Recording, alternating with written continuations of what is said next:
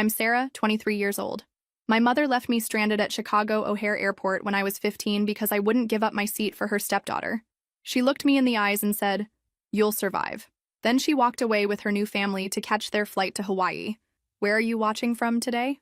Drop your location in the comments below and hit that like and subscribe button if you've ever felt abandoned by someone who was supposed to protect you.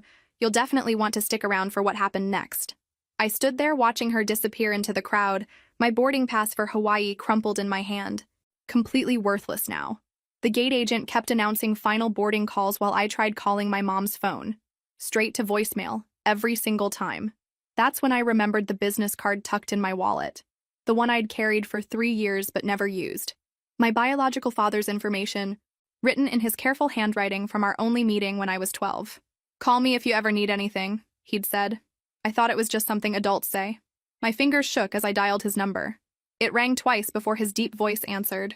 William Harrison. "Hi, this is Sarah. Sarah Harrison. Your daughter." The words felt strange in my mouth. The silence stretched so long I thought he'd hung up. Then he said, "Sarah? What's wrong? Where are you?"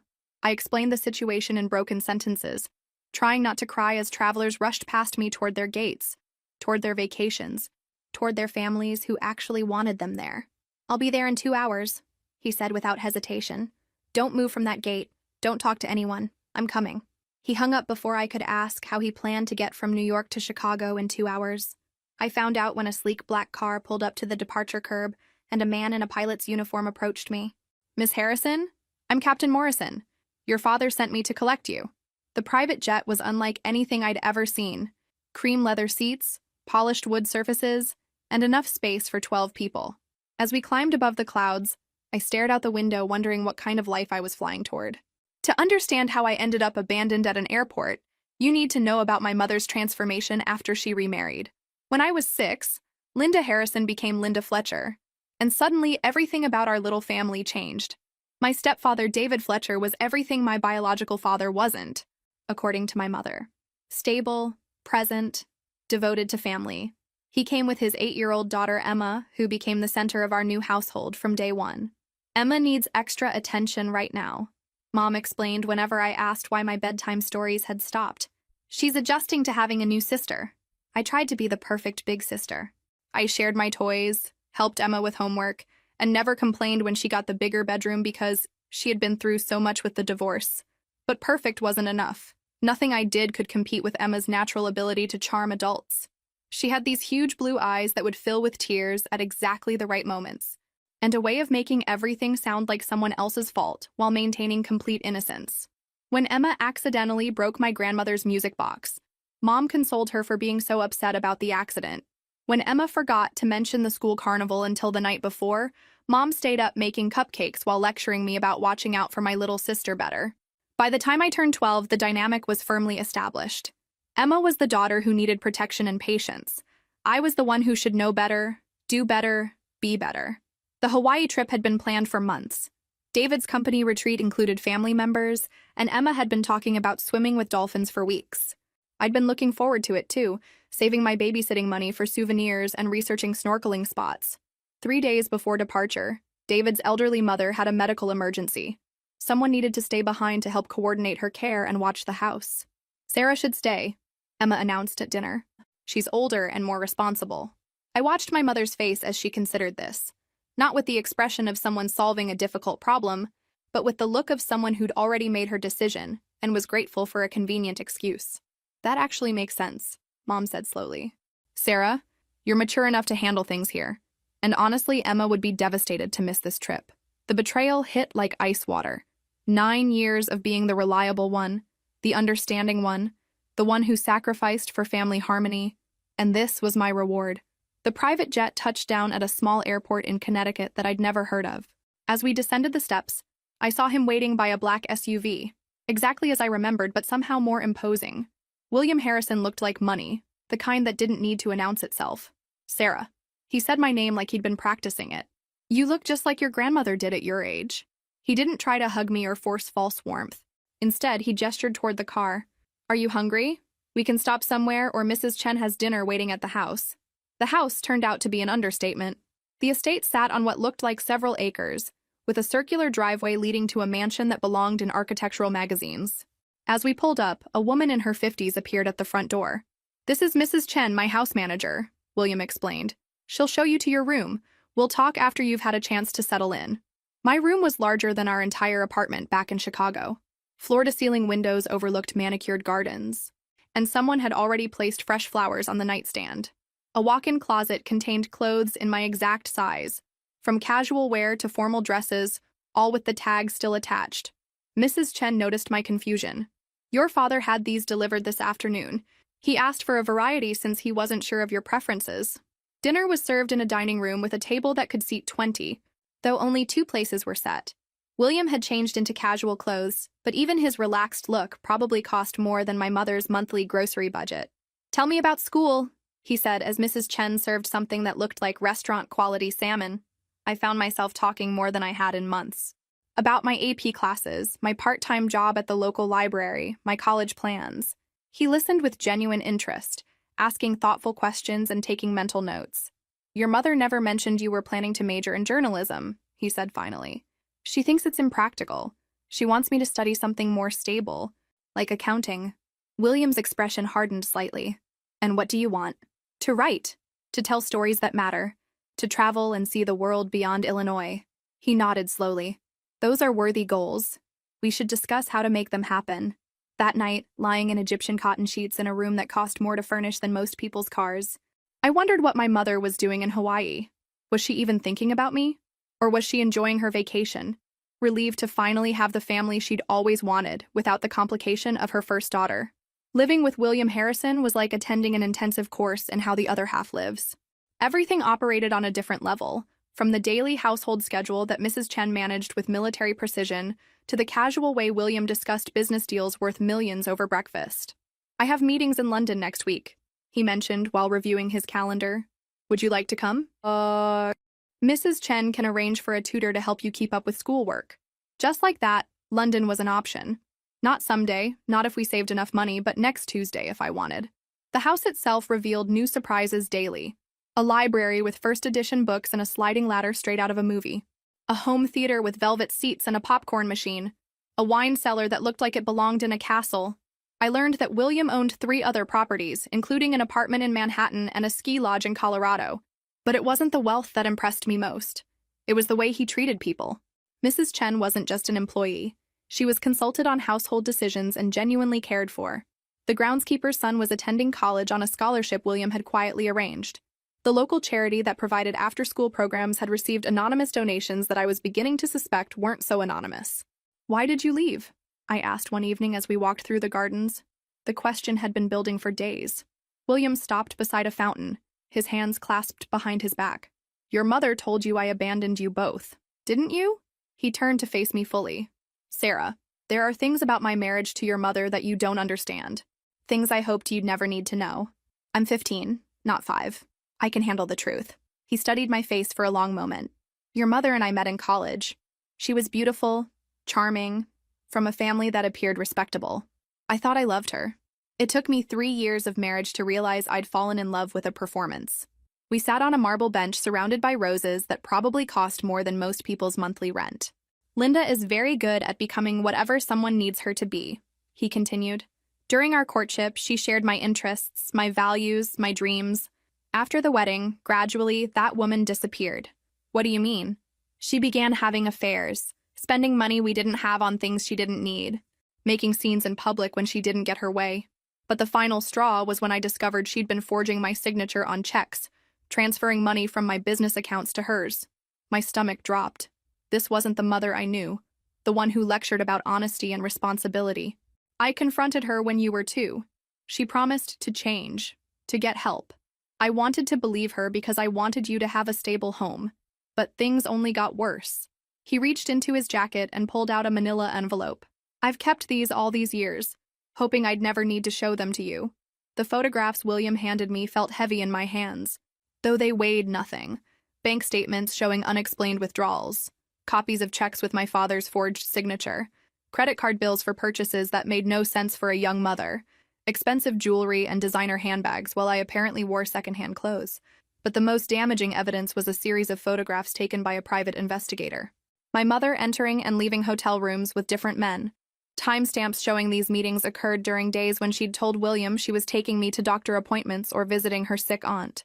This is why I left, William said quietly. I consulted with lawyers about custody options. But your mother threatened to disappear with you if I tried to take you from her. She said she'd move somewhere I'd never find you both. I stared at a picture of my mother laughing with a man I didn't recognize, taken when I was 3 years old. So you just gave up? I made the hardest decision of my life. I chose to leave before the situation became more toxic than it already was. I hoped that with time, distance, and the generous settlement I provided, your mother would mature and become the parent you deserved. He pulled out another folder. I hired investigators to check on you both periodically. I know about your academic achievements, your jobs, your college plans. I've been waiting for the right moment to reestablish contact. The evidence was overwhelming, but it raised new questions. If you knew she was a bad mother, why didn't you fight for custody? Because 15 years ago, courts rarely awarded custody to fathers unless the mother was proven completely unfit. Your mother was good at maintaining appearances, and I was afraid that a custody battle would traumatize you more than my absence would. My phone buzzed with a text message. Mom, finally. Having fun in Hawaii, sweetheart. Don't wait up. Emma and I are going to see the sunset from the hotel balcony. Love you. No mention of abandoning me at the airport. No acknowledgement that she'd left me stranded. Just casual vacation updates as if I was safely at home, not sitting in Connecticut learning that my entire childhood was built on lies. She doesn't even realize what she's done, I said, showing William the message. His jaw tightened. That's Linda. She rewrites reality to suit her needs. I suspect she's convinced herself that leaving you at the airport was somehow justified. What happens now? I asked.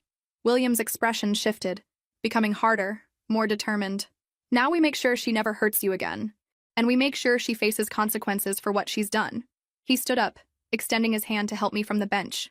Tomorrow we're going to visit my lawyer. It's time your mother learned that her actions have repercussions. The law office of Morrison & Associates occupied 3 floors of a glass building in downtown Hartford. William's lawyer, Patricia Morrison, was a woman in her 60s with silver hair and the kind of presence that commanded immediate respect. So Linda finally went too far, she said, after William explained the airport situation. I've been waiting for this call for 15 years. She spread documents across a conference table that could seat 20 people. Your father never stopped fighting for you, Sarah. He just had to be strategic about it. What she showed me redefined everything I thought I knew about my parents' divorce. Your father agreed to pay substantial alimony with one condition, Patricia explained, that your mother submit to regular financial audits and maintain appropriate living conditions for you. She violated those terms repeatedly. The audit reports painted a picture of my childhood that made my stomach turn. Money designated for my needs, education, and health care had been diverted to fund my mother's lifestyle. Thousands of dollars meant for my college fund had disappeared into her personal accounts. We documented everything, but couldn't act without putting you in an unstable situation, William said. Until now. Patricia pulled out a thick legal folder. Abandoning a minor child constitutes criminal neglect in Illinois. Combined with the financial improprieties we've documented, we have grounds for multiple legal actions. What kind of actions? I asked. First, we're filing for emergency custody based on abandonment and endangerment. Second, we're demanding a full accounting of all funds designated for your care over the past 12 years. Third, we're exploring criminal charges for the forged signatures and misappropriation of funds. My phone rang. Mom again. I let it go to voicemail, then played the message for everyone to hear. Sarah, honey, Emma found the cutest shell collection at the hotel gift shop. David bought her the whole set. We're having such a wonderful time. I hope you're not feeling too left out. Love you. The silence in the conference room was deafening. Even Patricia, who'd probably heard every type of family dysfunction imaginable, looked shocked. She genuinely doesn't understand what she's done wrong, Patricia observed. That's going to work in our favor. William's phone buzzed with a message. He read it, then looked up with an expression I couldn't quite identify. David Fletcher just texted me. Apparently Linda has been telling people in Hawaii that you chose to stay home because you don't like to travel. She's rewriting history in real time, Patricia noted, creating a narrative where she's the victim of an ungrateful daughter rather than a mother who abandoned her child. But the biggest revelation came when Patricia opened a sealed envelope that had been sitting in her safe for 15 years. Your father asked me to prepare this when you turned 18, but circumstances have accelerated our timeline. She handed me a document with official seals and signatures. This is a trust fund established in your name when your parents divorced. Your mother was supposed to inform you of its existence when you turned 16. The number on the bottom line made me dizzy. Enough money to pay for college, graduate school, and a comfortable start to adult life. Money that had been mine for years while I worked part-time jobs and stressed about student loans. She's been legally required to tell you about this fund for almost a year, Patricia continued. Her failure to do so constitutes fraud. I thought about all the times my mother had talked about financial stress, about how expensive my college dreams were, about how I needed to be more realistic about my future, all while sitting on a trust fund that would have solved every problem she claimed we had. What happens when she comes back from Hawaii? I asked. William and Patricia exchanged a look that told me they'd already planned this conversation. She'll find legal papers waiting for her, Patricia said, and a daughter who's finally old enough to understand the truth. The first sign that my mother's perfect vacation was crumbling came through Emma's Instagram stories. Posted from their hotel in Maui, they showed increasingly tense family moments. David looking stressed while my mother posed with tropical drinks. Emma sulking by the pool instead of her usual bright smile. What do you think will happen next? Drop your predictions in the comments below. Your stepfather is smarter than your mother gives him credit for, William observed as we reviewed the social media posts in his study. He's starting to piece things together. Patricia had served the initial legal papers to David's business address, ensuring he'd receive them before they returned from Hawaii. The documents outlined the custody filing, the financial audit demands, and a restraining order preventing my mother from accessing any funds designated for my care. He's a successful businessman, William continued. Once he sees the financial evidence, he'll understand that your mother has been lying to him about far more than just the airport incident. Mrs. Chen brought us tea while we waited for Patricia's call. She'd been monitoring the situation through her contacts at various law enforcement agencies, because apparently my father's network included people everywhere. The credit card charges are particularly damaging, she'd explained earlier. Your mother used cards in your name to fund her lifestyle. That's identity theft, not just poor parenting. My phone buzzed constantly with texts from my mother, each more desperate than the last. Sweetie, I hope you're okay. The hotel Wi-Fi is terrible, so I haven't been able to call. Sarah, I'm getting some strange messages from people back home. Call me when you get this. Sarah, someone said you were seen at a law office. This is ridiculous. Call me immediately. I showed each message to William, who photographed them as evidence of her escalating panic. She's realizing that her actions have consequences, he said. But notice, she still hasn't acknowledged abandoning you at the airport. The breaking point came on their last day in Hawaii. Emma posted a story from their hotel room showing David on the phone, his face flushed with anger while my mother gestured frantically in the background. The caption read, "Family drama ruins vacation vibes." An hour later, my mother called from an unknown number. I put it on speaker for William and Patricia to hear. Sarah Elizabeth Harrison, you get home this instant. I don't know what lies people have been filling your head with, but this family nonsense stops now. Hello, Linda. William's voice was calm, controlled. Sarah is exactly where she belongs. The silence stretched for nearly 30 seconds. When my mother spoke again, her voice had changed completely. William, what are you doing with my daughter? Protecting her from someone who would abandon a child at an airport. I didn't abandon her. She chose to stay behind. Sarah, tell him you chose to stay. I looked at William, who nodded encouragingly. Mom, you left me at the gate without a boarding pass while you took Emma to Hawaii. That's abandonment. You're being dramatic. You could have taken a later flight. With what money? You took my credit card. You left me with $40 and no way to get home. Her voice turned sharp, calculating. You're turning her against me, William. Just like you always wanted to do. I'm simply giving her the truth you've hidden for 15 years. The call ended abruptly, but we knew it wouldn't be the last we'd hear from her. My mother's return from Hawaii was everything we'd anticipated, and worse. David's business manager had intercepted the legal documents and briefed him during their layover in Los Angeles.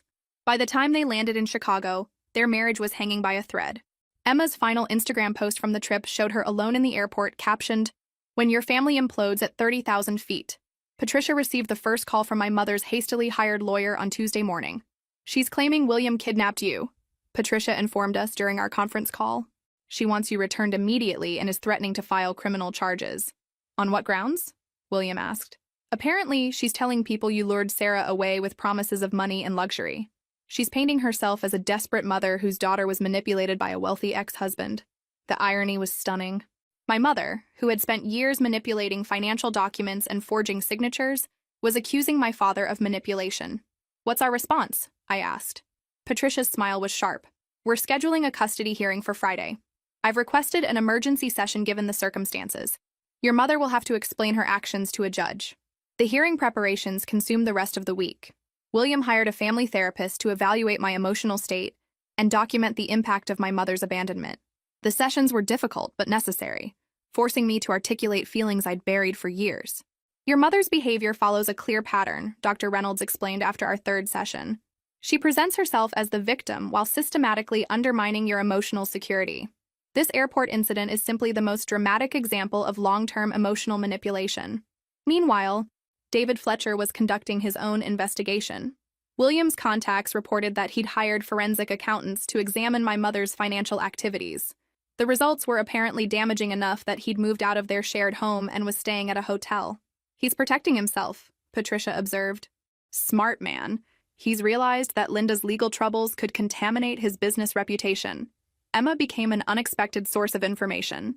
Apparently furious about her ruined vacation and embarrassed by the family drama playing out on social media, she began sharing details with friends that eventually reached William's network.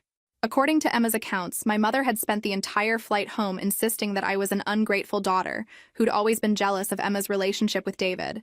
She'd convinced herself that my father had somehow orchestrated the entire situation out of spite.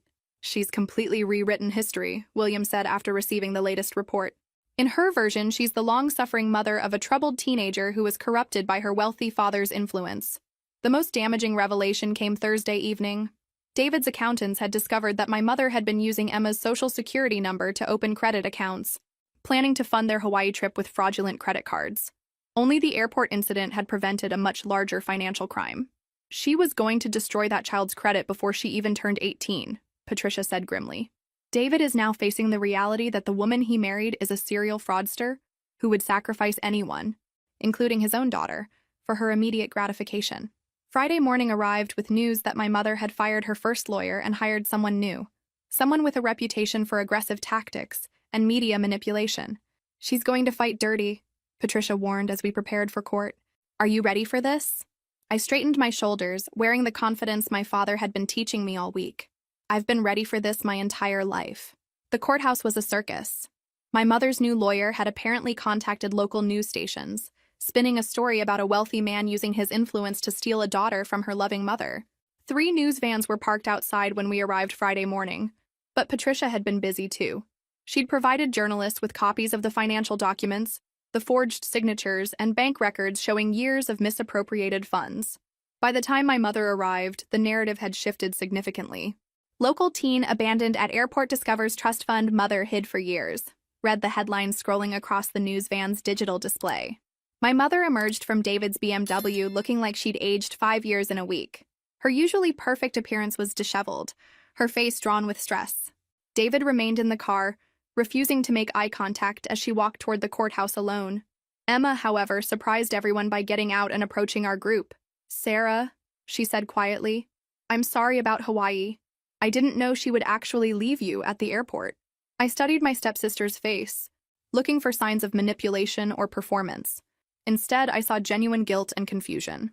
What changed your mind? I asked. David showed me the bank records. He explained how Mom had been stealing from you for years. Emma's voice dropped to a whisper. She tried to open credit cards in my name too. David stopped her, but barely. William stepped forward, his expression gentle. Emma, you're not responsible for your stepmother's choices. You were a child being manipulated by an adult. She told me you hated me, Emma continued, tears starting. That you were jealous because David loved me more than your dad loved you. She said that's why you were always so serious and distant. The manipulation was breathtaking in its scope. My mother had spent years poisoning Emma against me while simultaneously using my guilt over Emma's supposed needs to control my behavior. I never hated you, I said softly. I was trying to protect you from becoming like her. David finally emerged from the car, his face grim. He approached William directly. I owe you an apology, he said, and an explanation. Linda told me you were an abusive husband who had abandoned your family. She said Sarah was troubled because of your rejection, and that I needed to help stabilize her. She's very convincing, William replied without judgment. I've filed for divorce, David continued. I'm also pressing charges for the identity theft involving Emma. My lawyer will coordinate with yours to ensure Sarah receives every dollar that was stolen from her trust. Inside the courtroom, my mother's performance was spectacular and completely ineffective. She alternated between tears, anger, and indignation, insisting that she was the victim of a conspiracy designed to steal her daughter away. "Your Honor," her lawyer argued, "my client made an error in judgment during a stressful travel situation. She believed her daughter was mature enough to handle a delayed departure. This hardly constitutes abandonment worthy of losing custody." Patricia's response was methodical and devastating. She presented bank records showing systematic theft, photographs of forged signatures, documentation of the hidden trust fund, and recorded phone calls where my mother failed to take responsibility for her actions. "Your Honor, the respondent didn't make an error in judgment. She executed a pattern of financial fraud spanning 15 years, culminating in the abandonment of a minor child at an airport with no means of support or return transportation." The judge reviewed the evidence for what felt like hours. Finally, she looked up.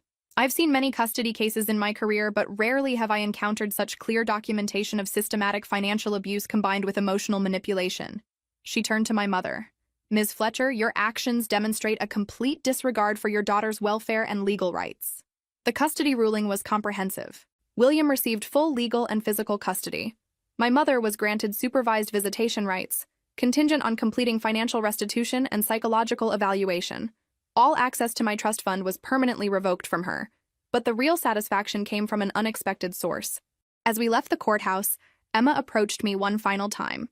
"I'm going to live with my dad," she said. "David's getting full custody of me, too. He says Linda can't be trusted around children anymore." My mother's perfect second family had completely collapsed, and for the first time in my life, it wasn't my fault.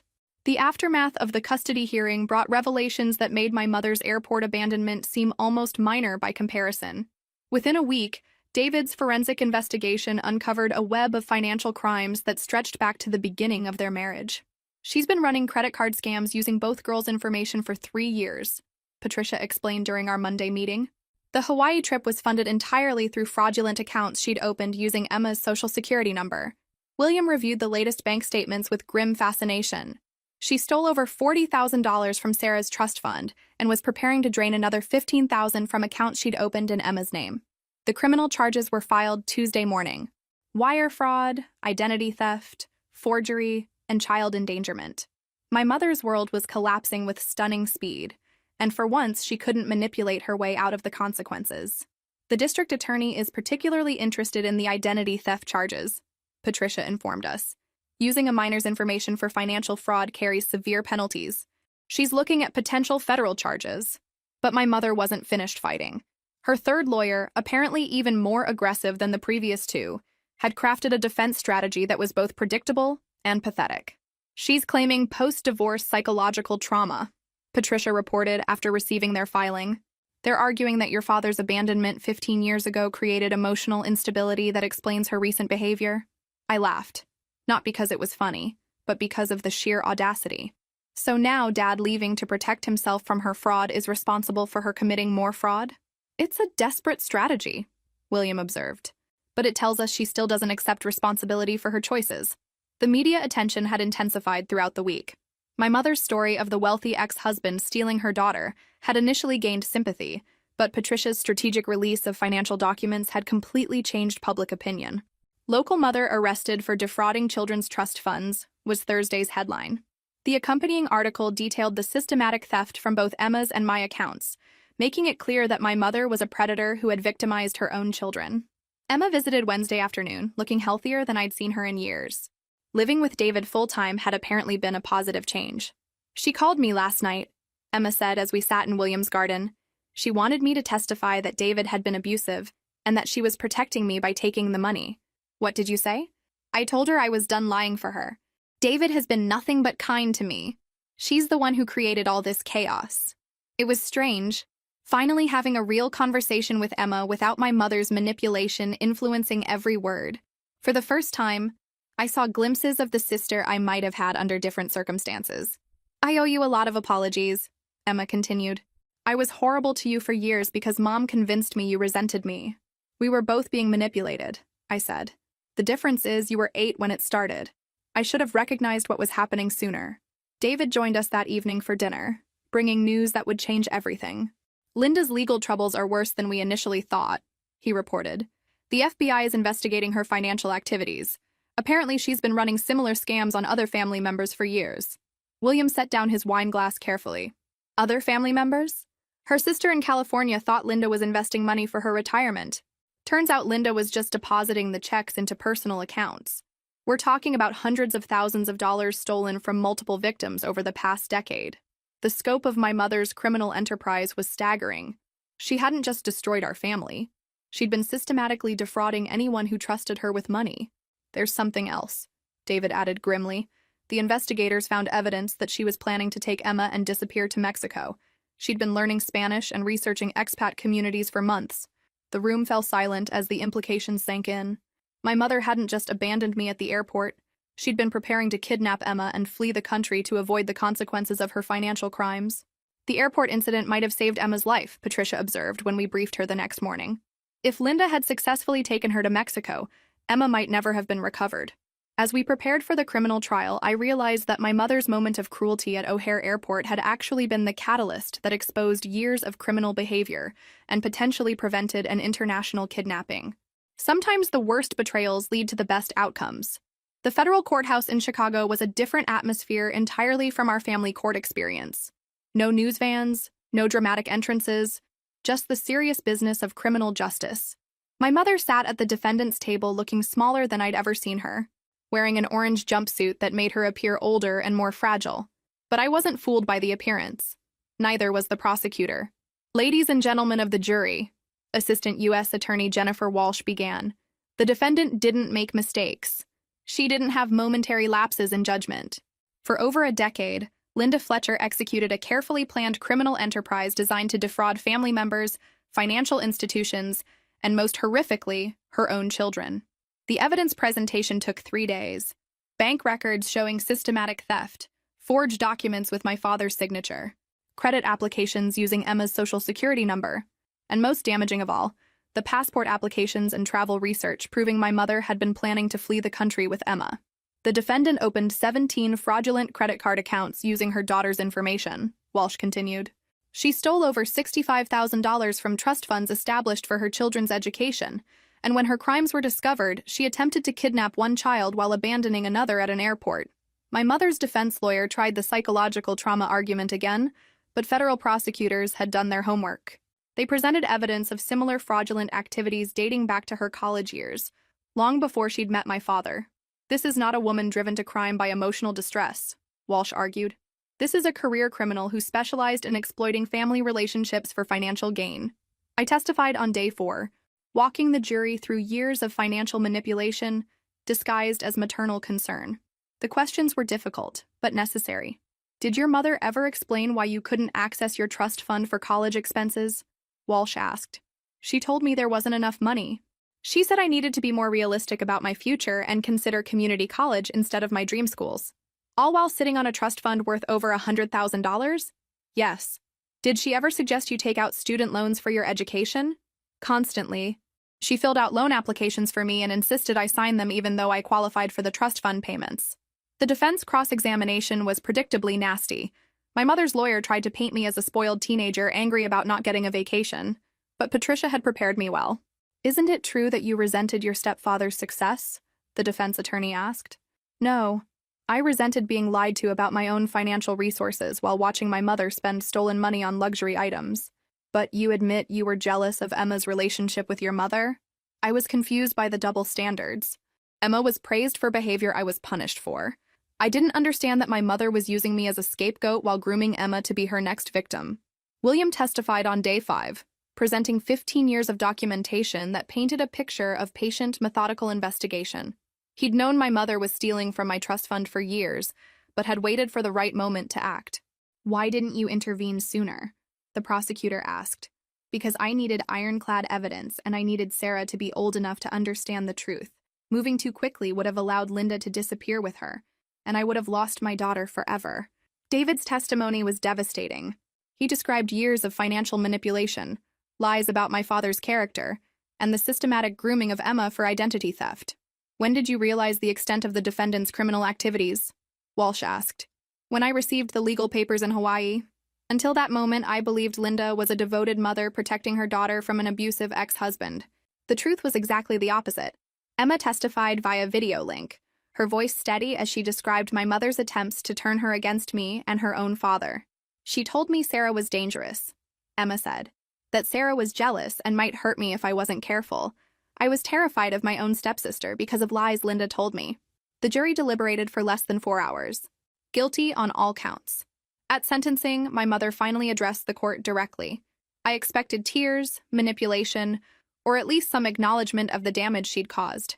Instead, she delivered a speech that perfectly summarized everything wrong with her character. Your Honor, I am a devoted mother who made sacrifices for my children's welfare. I am being punished for trying to provide them with opportunities their father refused to support.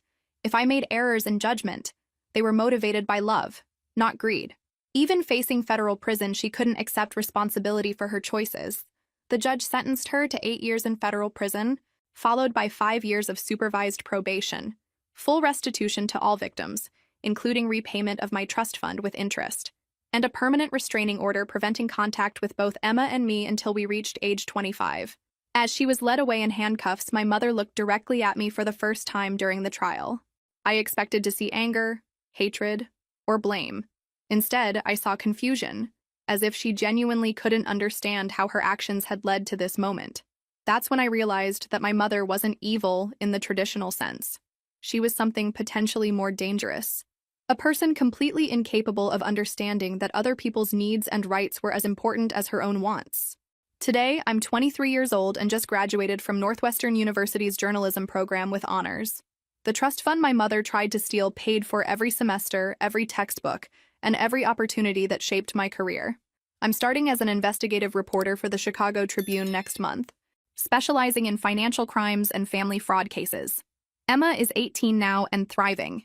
She's attending college in California, studying psychology with plans to work with children who've experienced family trauma. David walks her down the aisle at graduation, and she calls him Dad without any reservations. We text regularly, sharing the kind of sisterly relationship we might have had all along without my mother's interference. William and I have built something I never expected, an actual father-daughter relationship, not one based on guilt, obligation, or financial dependency, but on mutual respect and genuine affection.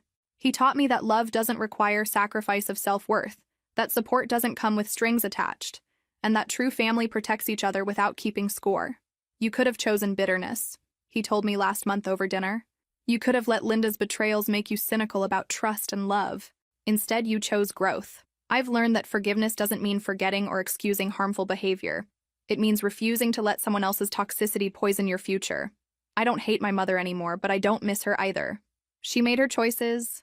I'm making mine. Mrs. Chen still manages William's household with quiet efficiency, and she's become something like a grandmother to me. She taught me to cook traditional Chinese dishes and listens patiently when I practice speaking Mandarin, which I'm learning for an assignment covering financial crimes in international markets. The media attention from my mother's case launched my journalism career in unexpected ways. Other families reached out with similar stories of financial manipulation and fraud. I've written 3 major articles about elder financial abuse and have a book contract to explore how family relationships become vehicles for systematic crime. But the most important lesson from this experience has nothing to do with money, legal victories, or career success. It's about the difference between being wanted and being needed, between conditional love and unconditional support, between performing for approval and being valued for who you really are. My mother needed me to be grateful, submissive, and willing to sacrifice my opportunities for her emotional comfort. She needed me to believe that I was lucky to have her, that I owed her my loyalty despite her betrayals, that family obligations trumped personal dignity. William wants me to be successful, independent, and confident enough to make my own choices. He wants me to trust my instincts, pursue my dreams, and never settle for relationships that require me to diminish myself for someone else's comfort. The difference shaped everything. Last week, I received a letter from my mother. Her first attempt at contact since the restraining order was modified to allow written communication. I almost threw it away unopened, but curiosity won. Sarah, it began, I hope you're doing well. I've had time to think about everything that happened, and I want you to know that I still love you. I hope someday you'll understand that everything I did was trying to give you and Emma the best life possible. Prison is hard, but knowing that you're angry with me is harder. Please write back. I miss my daughter. No acknowledgement of the crimes. No acceptance of responsibility. No genuine apology for the years of manipulation and theft. Just another attempt to rewrite history and position herself as the victim of circumstances beyond her control. I showed the letter to William, who read it with the same expression he'd worn during her trial. "She's never going to change," he said quietly. "Some people are fundamentally incapable of seeing past their own needs." I folded the letter and put it in my desk drawer, not to treasure it, but to remind myself of who I never want to become. Then I deleted her prison address from my contact information and blocked any future mail from that facility. Some bridges, once burned, should stay destroyed. If this story resonated with you, make sure to like and subscribe for more stories about overcoming family betrayal and building authentic relationships. Remember, you're not required to set yourself on fire to keep other people warm, no matter how they're related to you. Sometimes the greatest act of love is walking away from people who refuse to love you properly. And if you're currently dealing with family members who manipulate, steal, or emotionally abuse you, please know that you deserve better. You deserve relationships that build you up instead of tearing you down. Trust your instincts, document everything, and don't be afraid to ask for help when you need it. Sometimes the family we choose to create is infinitely more valuable than the one we were born into.